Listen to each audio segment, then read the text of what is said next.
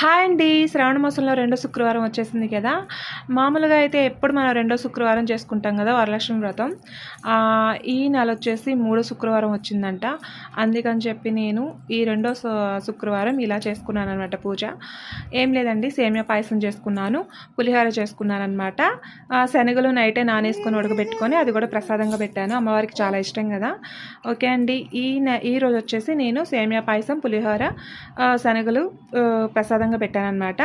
ఇంకా తులసమ్మ దగ్గర పూజ అయిపోగానే ఇంక ఇంట్లో పూజ మొదలు పెట్టానన్నమాట. ఇంక ఇంట్లో పూజ కూడా అయిపోగానే ఇంకా ఇక్కడ వాళ్ళు చాలామంది తాంబూలానికి పిలిచారు, అక్కడికి వెళ్ళాను.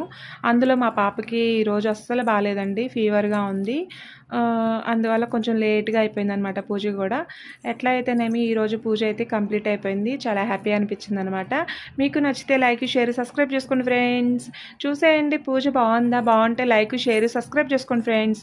కామెంట్ పెట్టొచ్చు కదా, లైక్ కొట్టండి ఫ్రెండ్స్. నా వీడియోస్ కొంచెం ముందుకెళ్తూ ఉంటాయి, నచ్చితే మాత్రం చూసేయండి. పూజ ఈరోజు రెండో శుక్రవారం ఇలా చేసుకున్నాను అనమాట. చాలా ప్రశాంతంగా ఉంది, చూసేయండి. Bye bye.